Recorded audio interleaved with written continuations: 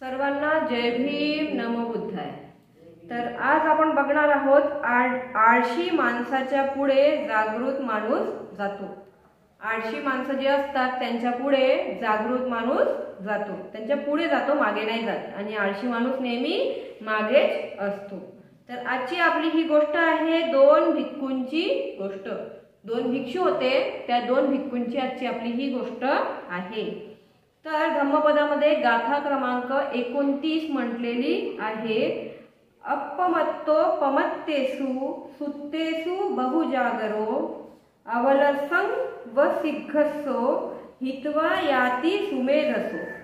ह्या गाथेचा अर्थ अशा प्रकारे आहे, ज्याप्रमाणे शीघ्र धावणारा घोडा, एखादा खूप तेज धावणारा घोडा असेल, राहते ना, एक घोडा खूप तेज धावते आणि एक घोडा धावतच नाही, अजिबात नाही का, असे नाही राहत का। तर ज्याप्रमाणे शीघ्र धावणारा घोडा दुर्बल घोड्याला मागे टाकून पुढे जातो। जसे घोडा असते तर घोड्यांची रेस वगैरे पण असते ना, तर त्या एखादा शीघ्र धावणारा घोडा म्हणजे खूप जोरात धावणारा घोडा, जो घोडा अजिबातही धावत नाही, हळूहळू धावतो, तर त्या हळूहळू धावणाऱ्या घोड्यापासून तो शीघ्र धावणारा घोडा समोर जातो, पुढे जातो। त्याचप्रमाणे प्रमादी लोकांतील अप्रमादी आणि निद्रातांतील अति जागृत सुज्ञ पुरुष त्या सर्वांच्या पुढे जातो।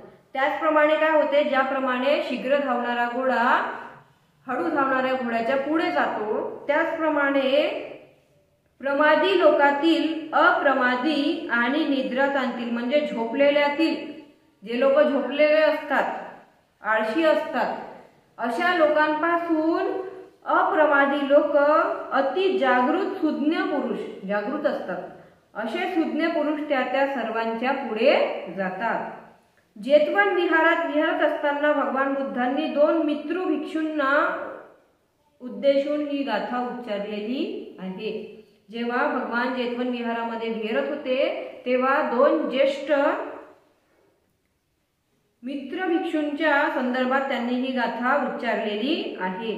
दोन मित्रांनी भगवान बुद्धांकडून एकाच वेळी भिक्षू दीक्षा ग्रहण केली। जे दोन्ही मित्र होते त्यांनी भगवान बुद्धांकडून एकाच वेळी म्हणजे दीक्षा ग्रहण केली, भिक्षूची दीक्षा ग्रहण केली व ध्यान साधना शिकवून जंगलात एकांतात ते निघून गेले।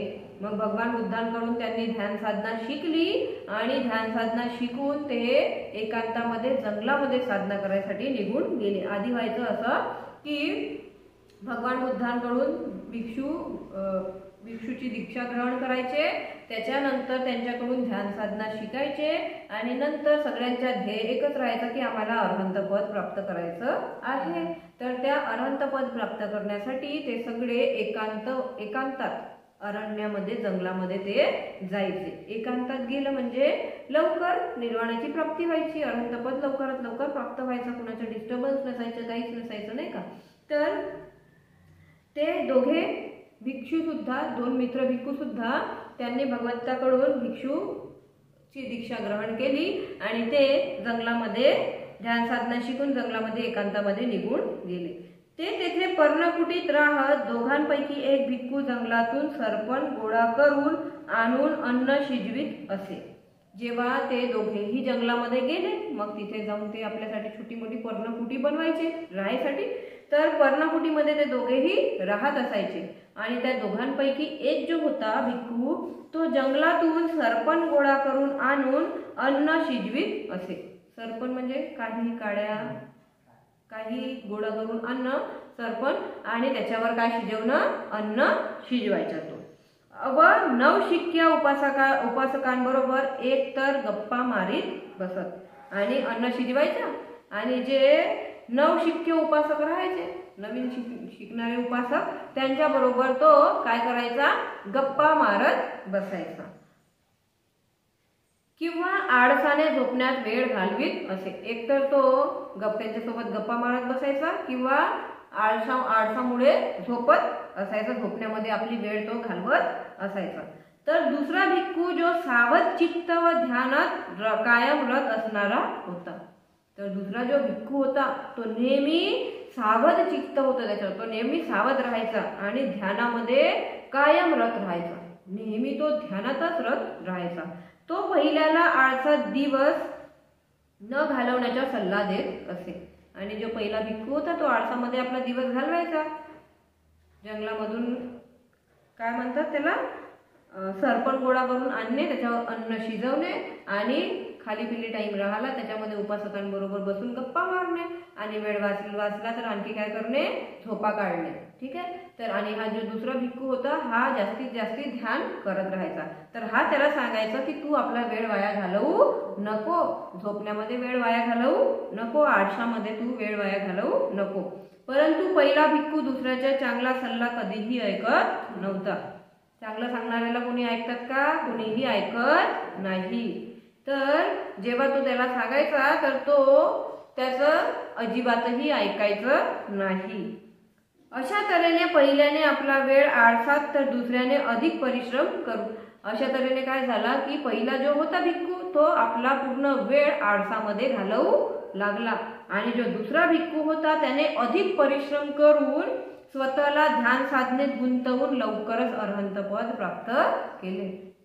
दुसरा जो भिक्खू होता त्याने स्वतःला ध्यान साधनेमध्ये गुंतवलं आणि अधिक परिश्रम केलं, खूप कठोर परिश्रम केला आणि त्यांनी लवकरच अरहंत पद प्राप्त केले. जंगलातील आपले वास्तव्य संपवून दोघेही बुद्धांकडे गेले. मग जंगलात ते लोक काही दिवस राहिले आणि तिथून मग ते लोक कुठे गेले, दोघेही मित्र भिक्खू बुद्धांकडे गेले भेटायला व बुद्धांना त्रिवार वंदन करून बाजूला जाऊन बसले. आणि बुद्धांना त्रिवार वंदन केलं, बाजूला जाऊन बसले. एकमेकांचे मैत्रीपूर्ण क्षेम कुशल विचारल्यानंतर भगवंतांनी अरहंत झालेल्या भिक्षूची स्तुती केली. एकमेकांबद्दल त्यांनी मैत्रीपूर्ण क्षेमकुशल विचारलं आणि त्याच्यानंतर जो भिक्खू अरहंत झाला होता भगवान बुद्धांनी त्याची स्तुती केली, तारीफ केली त्याच्याबद्दल आणि निर्वाणाचे ध्येय गाठल्याबद्दल त्याचे अभिनंदन केले. आणि त्यांनी निर्वाणाचे ध्येय गाठलं म्हणून त्याचे अभिनंदन सुद्धा भगवान बुद्धांनी केले. व आळशी भिक्खूला सांगितले की तुझा वेळ ध्यानात न घालवता, आणि तो जो आळशी भिक्खू होता त्याला भगवान बुद्धांनी सांगितले की तू तुझा वेळ ध्यानात न घालवता व्यर्थ गोष्टीत घालविलेला आहे. तुझ्या वेळ ध्यानामध्ये न घालवता व्यर्थ गोष्टीत घालवलेला आहे. आणि दोघा भिक्खूंची तुलना करतानाच त्यांनी वरील गाथा उच्चारली आणि त्याच वेळी ह्या दोघा भिक्खूंची सुद्धा त्यांनी तुलना केली आणि ही वरील गाथा भगवान बुद्धांनी विचारली, ज्याचे अर्थ असे आहे, ज्याप्रमाणे शीघ्र धावणारा घोडा, जो शीघ्र धावतो, ज्याप्रमाणे शीघ्र धावणारा घोडा दुर्बल घोड्याला मागे टाकून पुढे जातो, त्याचप्रमाणे प्रमादी लोकातील अप्रमादी, जे प्रमादी लोक असतात त्याप्रमाणे आळशी लोक जे असतात त्याप्रमाणे अप्रमादी आणि निद्रातातील अति जागृत सुज्ञ पुरुष त्या सर्वांच्या पुढे जातो. जे आळशी मनुष्य असतात, झोपणारे असतात, ज्यांना प्रत्येक गोष्टीचा आळस येते, अशा लोकांच्या पुढे अप्रमादी लोक समोर जातात.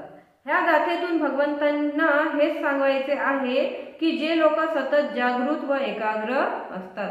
भगवान बुद्धांना ह्या गाथेतून फक्त एवढंच सांगायचं आहे की जे लोक सतत जागरूक आणि एकाग्र असतात ते आळशी व निरुद्योगी लोकांना नेहमीच मागे टाकतात. ते लोक आळशी आणि निरुद्योगी, ज्यांना काही कामं नाही आहेत, फक्त खाली पिली बसून झोपा काढणे आहे, जसं तो भिक्खू करायचा, झोपा काढायचा, जेवण बनवायचा आणि खाली पिली त्या उपासकांबरोबर गप्पा मारायचा, तर अशा लोकांना नेहमीच मागे टाकतात. हा उद्देश मनावर ठसवण्यासाठी भगवंतांनी इथे अनेक रूपकांचा वापर केलेला आहे.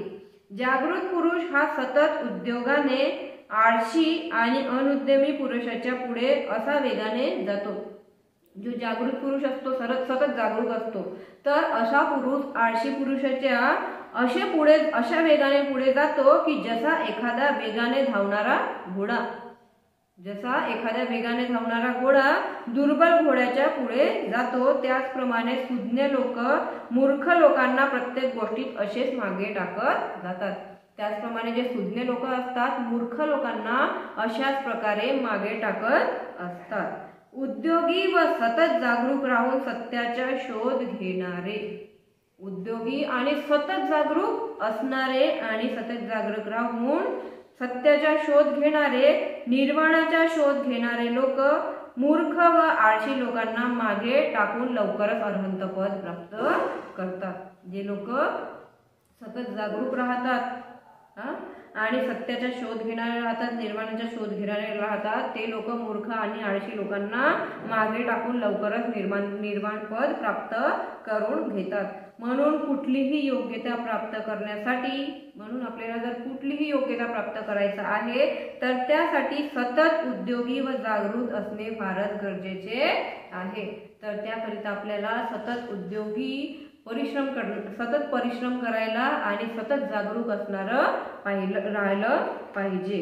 तर आजची आपली ही विषय होता आजचा आपला हा आळशी माणसाच्या पुढे जागृत माणूस जातो. ज्याप्रमाणे तो आळशी भिक्खू होता त्याच्या पुढे जागृत भिक्खू समोर गेला, निर्वाण पद प्राप्त त्यांनी केलं, कठोर परिश्रम केलं आणि त्यांनी साधनामध्ये स्वतःला रट ठेवून त्यांनी निर्वाण पद अरहंत पद प्राप्त केलं. आणि जो आळशी होता तो फक्त झोपायचा आणि जेवण अन्न शिजवायचा आणि उपासकांबरोबर गप्पा मारण्याचं त्यांनी काम केलं आणि त्यांनी काहीही आपल्या जीवनाचा उद्धार केला नाही. तर आपल्याला त्या झोपणाऱ्या आळशी भिक्खूप्रमाणे बनायचं आहे की त्या निर्वाण ज्यांनी प्राप्त केलं, अरहंत पद ज्यांनी प्राप्त केलं कठोर परिश्रमाने, त्याच्याप्रमाणे बनायचं आहे. हे फक्त आणि फक्त आपल्यावरच अवलंबून आहे. बरोबर आहे.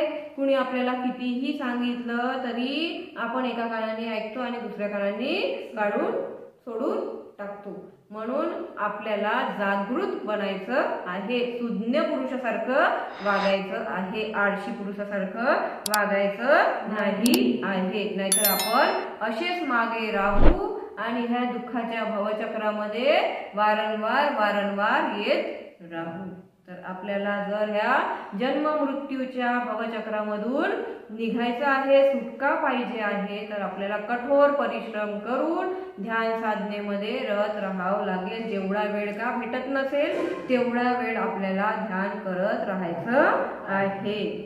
ठीक आहे. तर आज आपण बघितलं 2 भिक्खूंची गोष्ट. तुम्हाला कुठल्या प्रकारचा भिक्खू आवडला ते तुम्ही नक्की सांगा. आळशी भिक्खू की ज्याने ध्यान साधनेमध्ये रत राहून ज्याने अरहंत पद प्राप्त केलं, हे नक्की मला कमेंट करून सांगा. साधू साधू साधू.